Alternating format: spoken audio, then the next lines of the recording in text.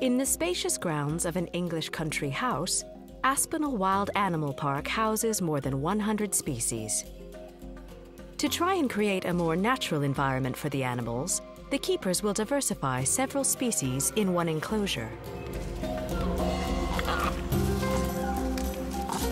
So in this enclosure we have colobus monkeys, eastern colobus monkeys, and also DeBraza monkeys, which are a species of guenon.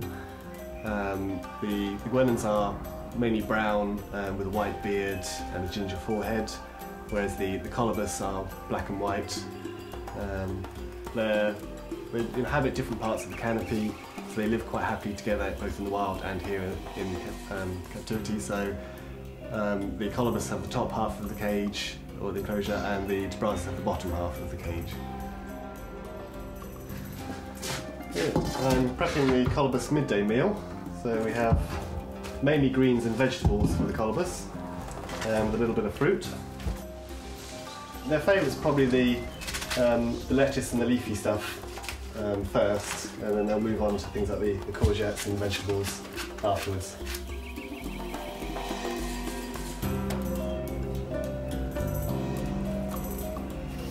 Come on, guys. Hey, guys. Tia. Primate keeper Jamie has been working with this group longer than most of the monkeys have been alive, watching them turn from tiny infants into leaders of their troops.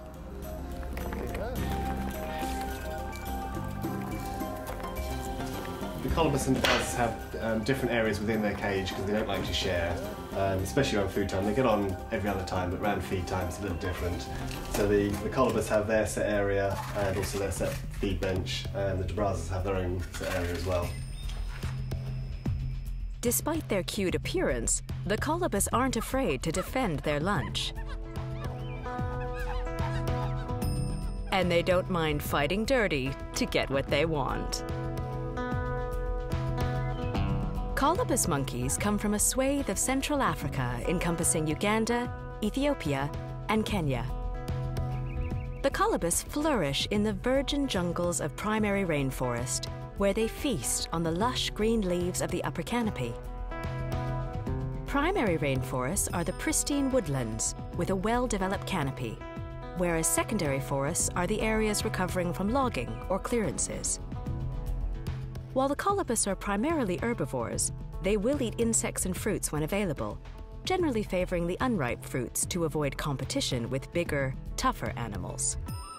There's always a hierarchy system within most primate groups. So the males have their hierarchy, the females have their hierarchy, and then generally the kids take on their mum's status, but they also have to fight it out amongst themselves as well. So they're always building up alliances and also betraying those alliances to get higher up the chain. So yeah, you get occasional squabbles, but majority of the time they're quite chilled out and relaxed. In Jamie's 11 years at the zoo, he's watched the young monkeys mature and has seen each develop its own distinct personality. You have the dominant male Tia, his 3 wives, Cumulus, Chobe and Sonsa, and then everyone else is their kids. The oldest sons, they tend to be rabbles, really. I mean, they get little, they form their own little groups and terrorise the others, the younger than them.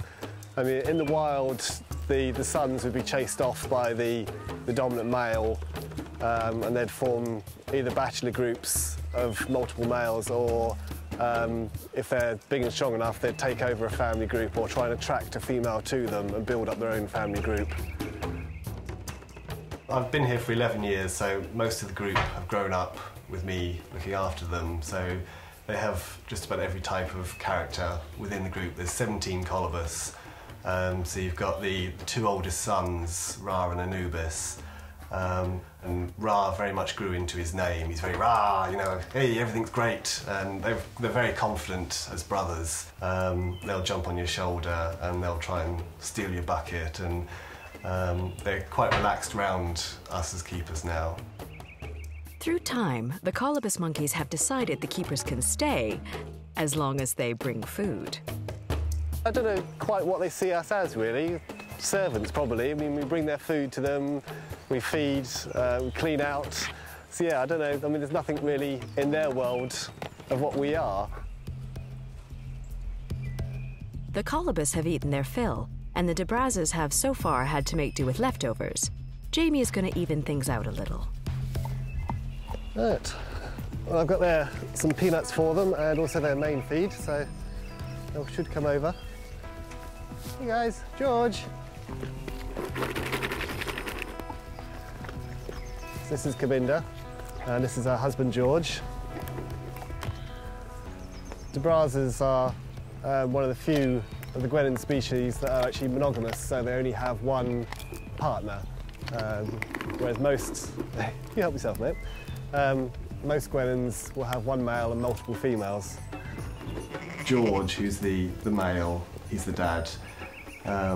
Normally de Brazen males are quite aggressive, moody, but he is so chilled out. Nothing phases him. He's actually diabetic, so we have to inject him every day, and he trained us how he wanted it. So he'll come into one of the bedrooms, go up on a branch, and then present whichever bottom cheek he wants to be injected in, and that's with no training on our part. It's just completely him. He knows he needs it, so he's just like, you know, just go for it. So we can gently put it in, inject the tiny bit of insulin in him, and he's fine. His wife, she's very savvy. She's worked out that if she sits on our shoulder, she'll get first pick out of the bowl, and her daughters won't bother her because she's with us. And also because she sits on our shoulder, we're always a bit nicer because it's quite nice to have a monkey sitting on you, so we'll handle the tip bits. So she's worked out, she's very intelligent, so what she lacks in brawn, she certainly makes up for in intelligence. The coldest diet in the wild is predominantly leaves. They're a leaf-eating species, so they would have probably about